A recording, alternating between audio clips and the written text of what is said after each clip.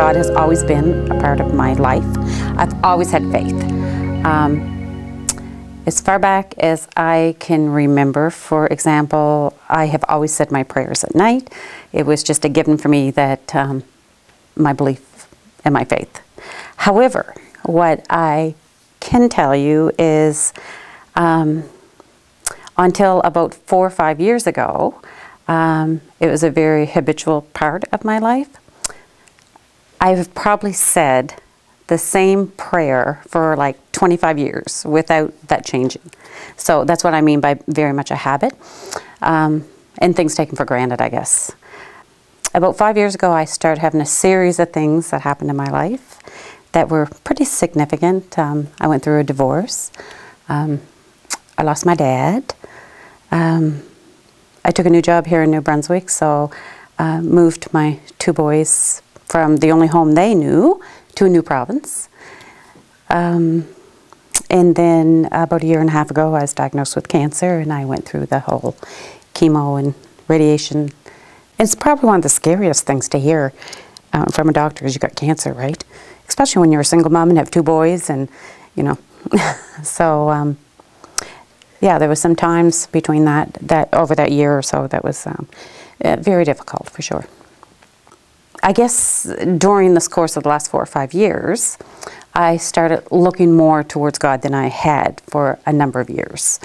I'm sure you heard the saying, there's something missing out of my life, or I need something else, and I guess that's when I really started thinking about truly building a relationship with Jesus, right? So, and I did talk to a few people, which really helped a lot in the last couple of years before I found you. Pastor Doug in the church here. So I guess it's that's kind of how it evolved. All the trials and tribulations I've had in the last 5 years or so. And I neglect to mention that on the flip side of the coin, I have been so fortunate because I do have like the most wonderful family you can imagine, and so supportive and so loving and so caring, and just some absolutely terrific friends as well, and a great job and wonderful people I work with. So, you know, as much as I needed help and guidance in the difficult parts of my life, I was also neglecting to thank God every day for all the truly good blessings that I have every day in my life, right? I would like to become more involved in the different ministries that are offered through the church. I had the opportunity to be involved in a small group for the 40 days of community, and I absolutely loved it, and got to do something I never did before, and go out and fundraise for the food bank for the food drive, and absolutely really enjoyed it, and just hope to be involved, continue to be involved in different things like that in the community and through different ministries in the church. So, and help out where I can. This is my son Wyatt, and I have to say I'm so proud that he is being baptized with me today. Like me, he hasn't known a time when God wasn't in his life, so I'm just delighted that he is showing today that he's truly taken Jesus in his heart and wants to follow him. One of the things I really enjoy doing with Wyatt is the daily devotionals, and taking a chance to read those together and just talking to him about them, or reading the children's Bible stories. That's a lot of fun to do with Wyatt too. I grew up in Nigeria, and I've spent almost all my life there. In fact, all my life in Nigeria.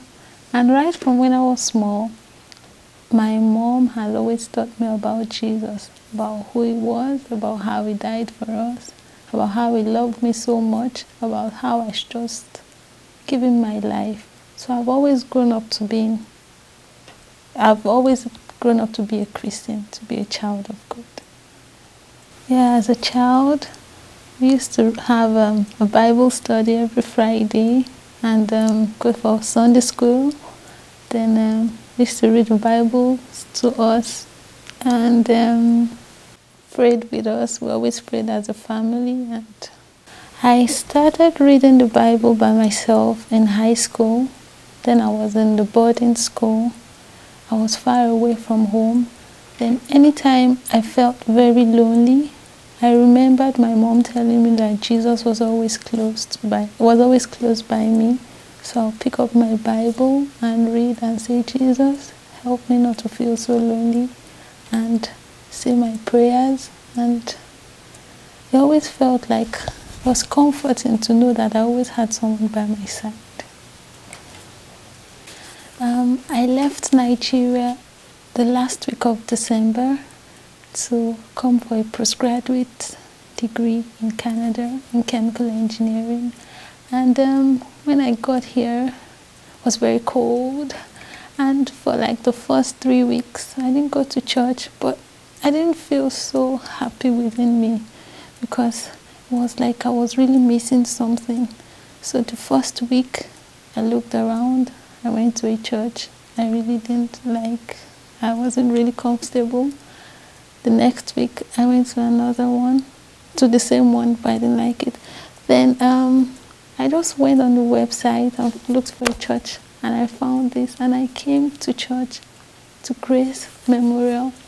And I came for the next 2 weeks, 2 weeks after that, and that was when the story about Samson, about how Samson didn't end well, how he had potential, he had so many things. He had so many things in him, but it didn't end well. And then I now made up my mind that, Lord, I want to finish well. Help me. I need to finish well.